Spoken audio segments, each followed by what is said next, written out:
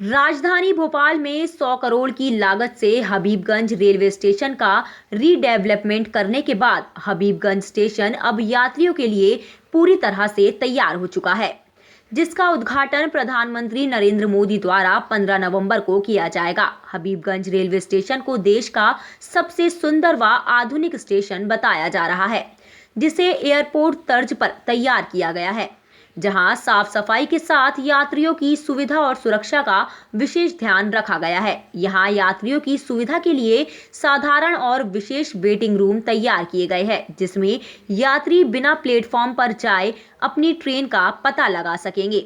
साथ ही साथ waiting room में यात्री अपने जरूरी काम या बैठक भी कर सकते हैं। इसके लिए यहां सोफे और कुर्सी का अलग इंतजाम किया गया है। सुरक्षा को लेकर यहां कुल 169 कैमरे लगाए गए हैं, जिसमें 10 हाई अलर्ट सुरक्षा कैमरे लगाए गए हैं। कंट्रोल रूम से स्टेशन के हर क्षेत्र पर कड़ी नजर रखी गई है, ताकि किसी भी तरह के आपराधिक घटना होने पर उसे तत्काल पकड़ा जा सके। साथ ही यात्रियों के सामान की जांच के लिए मुख्य द्वार पर मशीन का प्रयोग कर जांच की जाएगी। इस वक्त हम मौजूद हैं भोपाल के हबीबगंज रेलवे स्टेशन पर, जहां 100 करोड़ की लागत के बाद रीडेवलपमेंट कर यात्रियों के लिए स्टेशन अब पूरी तरह तैयार हो चुका है। प्रोजेक्ट मैनेजर अबू आसिफ जी से हम जानेंगे कि क्या कुछ खास है, यात्रियों की सुविधाओं को देखते हुए क्या खास तैयारियां की गई हैं, क्या क्या बदलाव किए गए हैं, साथ ही वर्ल्ड हेरिटेज के इसको कहा जा रहा है तो क्या इसमें खास है, इन सब की जानकारी हम आपसे जानेंगे। बहुत बहुत स्वागत है आपका टाइम 8 में। क्या कुछ खास तैयारियां हैं?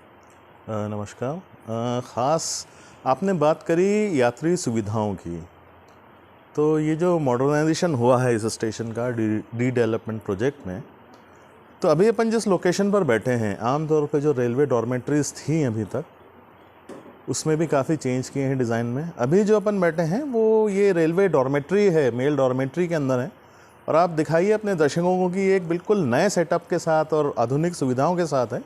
सेंट्रल एयर कंडीशनड है, इसमें बेड्स हैं, और सामने अगर आप उधर देखिएगा तो सामने जो है 2 टेलीविज़न स्क्रीन लगे हुए हैं।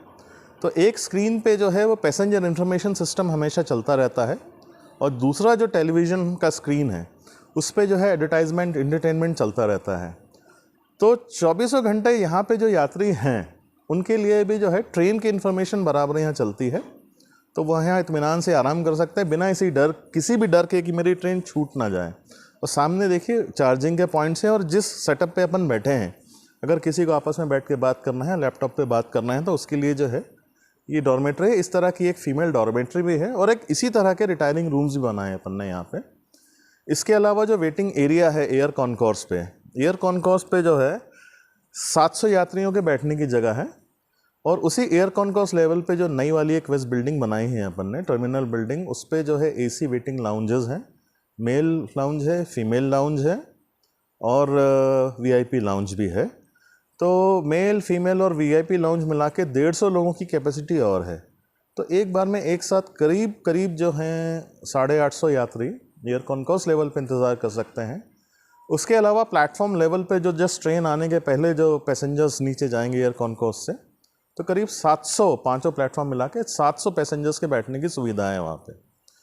उसके अलावा अगर आप देखेंगे, अपने दर्शकों को दिखाएंगे कि जो भी एयर कॉन्कोर्स के स्ट्रक्चर हैं या वेस्ट बिल्डिंग के हैं, उसमें स्काईलाइट्स का प्रोविज़न है, उसमें इंसुलेटेड रूफ शीटिंग है। रूफ शीटिंग की वजह से जो पीक समर में जो टेम्परेचर का डिफरेंस है वो करीब 6 से 7 डिग्री का है, और डे लाइट भरपूर है, दिन में लाइट्स जलाने की बिल्कुल भी ज़रूरत नहीं है। तो इस तरह से जो है इलेक्ट्रिसिटी कंजर्वेशन के लिए ये एक नया जो है एलिमेंट ऐड किया है। बाकी प्लेटफॉर्म के जो शेड्स हैं, उसकी जो शीट्स हैं, उसके ऊपर सोलर पैनल्स का भी प्रोविज़न है। प्लेटफॉर्म नंबर 4 और 5 पे जो है सोलर पैनल्स इंस्टॉल हो गए हैं। टोटल 600 किलोवाट कैपेसिटी की जो है पैनल्स लगा रहे हैं। जो स्टेशन की जो टोटल डिमांड है मॉडर्नाइजेशन के बाद में, उसका 70% जो है वो सोलर एनर्जी से ही कैटर होगा। इसके अलावा करीब 2.5 लाख स्क्वायर फुट का कवर्ड एरिया प्लेटफॉर्म का है, और 1.5 लाख का जो रूफ़ का एरिया है वो वेस्ट बिल्डिंग, एयर कॉन्कोर्स और ईस्ट बिल्डिंग का है।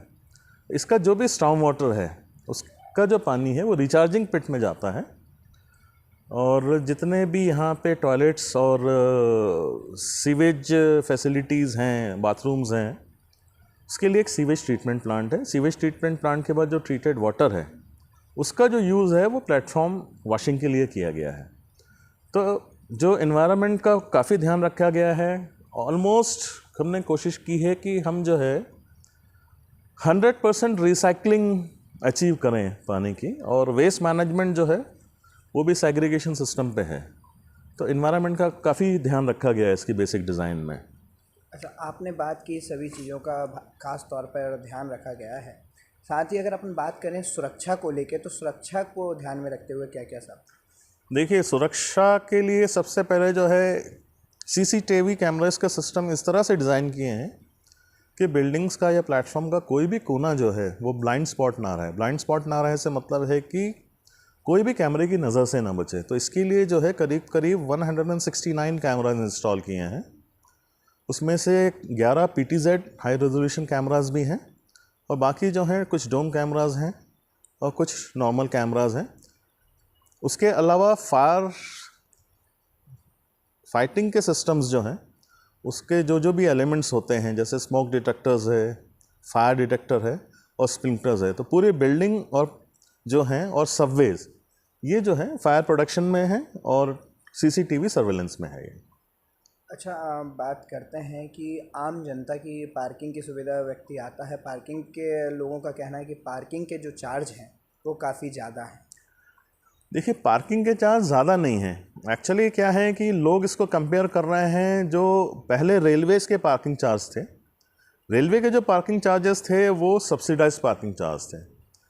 जब ये रिडेवलपमेंट प्रोजेक्ट का काम चालू हुआ तो इसमें एक टेंडर स्टिपुलेशन है, जो कंसेशन एग्रीमेंट जिसको कहते हैं, उसमें एक प्रोविज़न है कि जो पार्किंग के चार्जेस होंगे वो जो है नेशनल अर्बन ट्रांसपोर्ट पॉलिसीज़ के जो क्लॉज हैं अर्बन पार्किंग के लिए, वो गवर्न करेंगे पार्किंग चार्जेस को। तो जो पार्किंग चार्जेस जो डिराइव किए हैं, जो भी अप्रूव करवाए गए रेलवेज से, वो as per national urban transport policy के क्लॉज 11 के हिसाब से है। तो ये ओवर चार्जिंग नहीं है, ये गवर्नमेंट के ही जो गाइडलाइंस है उसके हिसाब से ही पार्किंग चार्जेस रखे गए हैं। इस समय 2 पहिया वाहन और 4 पहिया वाहन की क्या दर है प्रति घंटे के हिसाब से? देखिए, प्रति घंटे पे ना जाएं अपन, मैं आपको पूरी चीज़ या किसी भी तरह का कोई कन्फ्यूजन है तो क्लियर करता हूँ दर्शकों के लिए आपके, कि 2 व्हीलर और 4 व्हीलर की जो पार्किंग है, आप जब पार्किंग टिकट लेकर अंदर आते हैं तो पहले 15 मिनट जो हैं वो फ्री हैं। अगर आप किसी को सिर्फ छोड़ने आ रहे हैं तो आप आइए, ड्रॉप लेन में उसको छोड़िए और आप एग्जिट लेन से जो है बाहर निकल जाइए। और जो सर्कुलेटिंग एरियाज़ हैं स्टेशन के ईस्ट साइड में और वेस्ट साइड में, वो इतने बड़े एरियाज़ नहीं हैं कि आप 15 मिनट में एक्टिविटी कंप्लीट ना कर लें। तो देखा जाए तो ये जो है पार्किंग एक तरह से फ्री है। नई पॉलिसी के हिसाब से स्टेशन पे पार्किंग फ्री है अगर आप किसी को सिर्फ ड्रॉप करने आ रहे हैं। अगर आप किसी को छोड़ना चाहते हैं, ज़्यादा आत्मीयता है या प्लेटफॉर्म तक आते हैं आप, तो जो 4 व्हीलर के लिए पहले जो 2 घंटे की पार्किंग है उसके चार्जेस जो हैं वो 20 रुपये हैं, और 2 व्हीलर के जो हैं वो 10 रुपये हैं। तो 2 घंटे तक जो है आपको सिर्फ नॉमिनल रेट्स ही देने हैं। और जो जिसने भी पॉलिसी बनाई है, जिस भी टीम ने, कमेटी ने काफ़ी स्टडी के बाद बनाई है, उस हिसाब से 2 घंटे की जो पार्किंग है वो स्टेशन यूज़र्स के लिए सफिशिएंट है। उसके बियॉन्ड अगर कोई पार्क करना चाहता है तो फिर वो स्टेशन का ट्रेन यूज़र कम है और उसकी दूसरी एक्टिविटीज़ ज़्यादा हैं, उसको डिस्करेज करने के लिए फिर हर 2 घंटे पे डायनेमिक पार्किंग सिस्टम है जो कि उसी प्रपोर्शन में बढ़ता है। तो ये कहना बिल्कुल गलत है कि पार्किंग चार्जेस ज़्यादा हैं। आपके 15 मिनट फ्री हैं। 2 घंटे तक अमूमन शहर के भी जो पार्किंग रेट है पूरे भोपाल में उसी के बराबर है। इनफैक्ट अगर आप देखेंगे कि न्यू मार्केट की जो पार्किंग है वो आपसे 30 रुपये लेता है, और हम 2 घंटे के यहाँ स्टेशन पे, हम मतलब जो यहाँ पे जो डेवलपर है या जो स्टेशन फैसिलिटी मैनेजर हैं, वो 20 रुपये ही ले रहे हैं 4 व्हीलर पार्किंग के। तो पार्किंग के रेट ज़्यादा नहीं है, वो लगता है सुनने में क्योंकि चेंज हुए हैं और सब्सिडाइज रेट से ख़त्म हुए हैं, तो इसलिए ये एक धारणा बनी है। तो ये ज़्यादा नहीं है, मतलब ये शायद कैलकुलेशन आपको भी समझ में आ गया होगा। ठीक है। एक तरीके से कि जो यात्रियों को छोड़ने परिवारजन आते हैं या जो भी अपने संबंधित व्यक्ति को छोड़ने आते हैं, 15 मिनट का जो टाइम पीरियड दिया गया है उसमें पार्किंग सुविधा फ्री दी गई है। अच्छा, एक बात करते हैं, ये बहुत ही सुंदर स्टेशन को बनाया गया है और बाहर जब एंट्री करते हैं तो कांच की वॉल बनी हुई है और पीवीसी का वहाँ पे यूज़ किया। तो इनकी लाइफ लाइन कितनी रहेगी और जो छत है उस पर भी जो प्लास्टिक के होल हैं तो उसकी लाइफ लाइन कितनी? देखिए, टेक्निकली जो अपनी नई वेस्ट बिल्डिंग है, इसका जो फसाड है, फेशिया, जो सामने का फेस है, उसमें 3 चीज़ों का इस्तेमाल किया है। एक तो ग्लास है, कांच है। दूसरा जो है, जो आपको प्लास्टिक लग रहा है वो प्लास्टिक नहीं है, वो एल्यूमिनियम कंपोजिट पैनल है, वो मेटल है और एयर सर्कुलेशन के लिए लूवर्स हैं।